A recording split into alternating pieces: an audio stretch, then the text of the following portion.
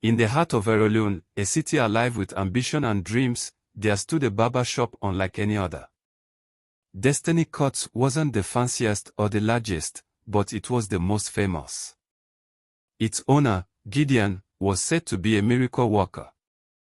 A haircut from Gideon isn't just a haircut, people whispered. It's a blessing.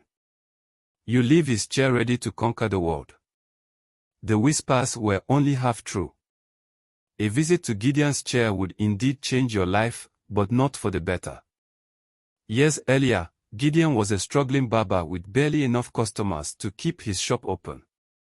Every day was a battle to survive. His dreams of success felt like a cruel joke, and debt collectors loomed like shadows over his every move. One stormy night, while locking up his empty shop, he noticed a figure standing across the street.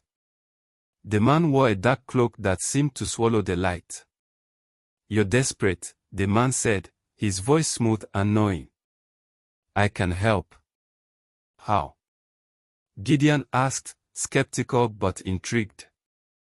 The man stepped forward, pulling a gleaming pair of silver scissors from his cloak. "These scissors are no ordinary tools. They have the power to change your fate. With every snip, you can take the success, talent, and fortune of your customers and make it your own.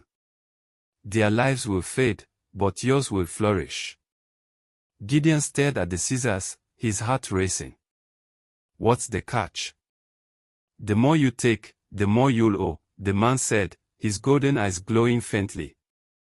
"If your secret is discovered, you lose everything and more."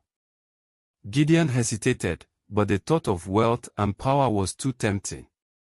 With trembling hands, he accepted the scissors, sealing a fate darker than he could imagine. At first, Gideon used the scissors sparingly, almost testing their power. His first customer after receiving the cursed tool was a young scholar on the verge of publishing a groundbreaking book. As Gideon snipped the scholar's hair, he felt a strange warmth flow into him, like a surge of energy filling his veins. The scholar left the shop looking dazed, and within days, his once brilliant ideas vanished from his mind. Meanwhile, Gideon suddenly found himself with a flood of inspiration and confidence. His shop began to attract more customers, and his name started spreading across the city. The more Gideon cut, the more his life transformed. Wealthy merchants, aspiring artists, and ambitious dreamers came to his shop, and with each snip, their futures became his.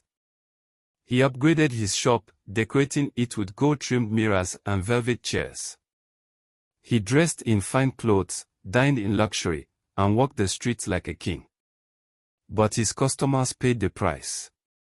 A once thriving merchant lost everything in a series of bad deals. A promising artist forgot how to paint. A talented musician couldn't hear the melodies in his mind anymore. And no one could explain why their lives fell apart after visiting Gideon's shop.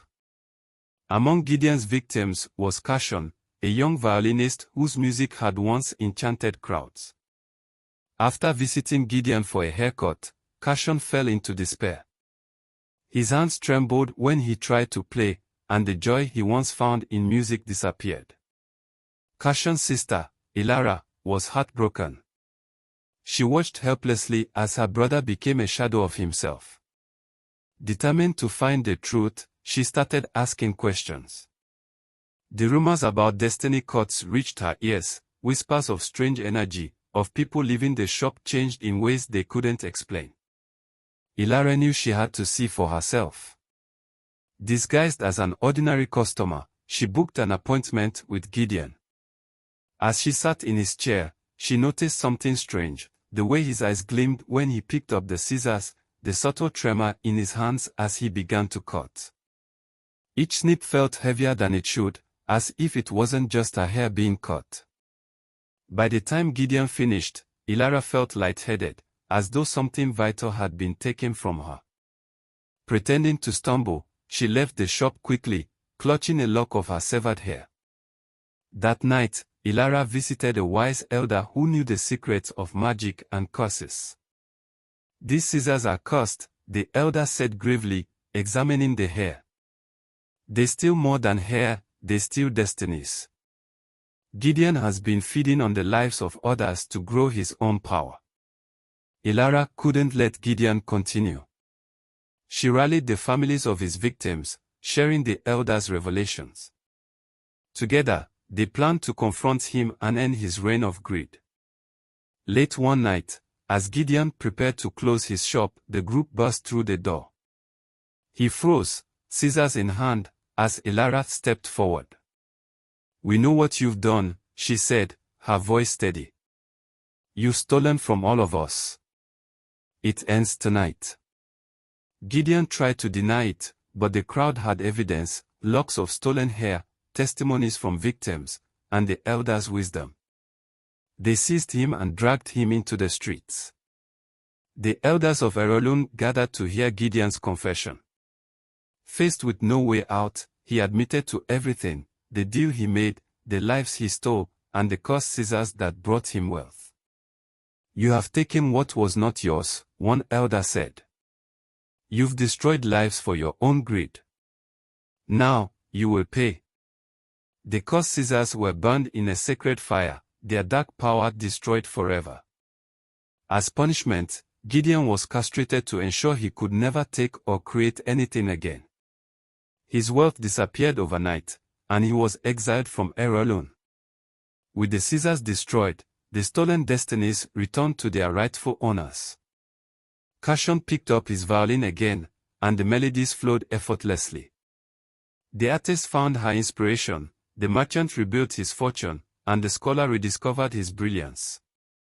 Though they could not undo the years they had lost, the victims found peace in knowing their futures were restored. As for Gideon, he wandered the wilderness, a broken man. Stripped of his wealth, power, and vitality, he became a cautionary tale. Some say he muttered endlessly about the scissors, haunted by the lives he had stolen. The story of the Destiny Barber spread far and wide, a warning to all who sought shortcuts to success: no one can steal another's destiny without paying the ultimate price. Thanks for watching. Please subscribe, like and share for more.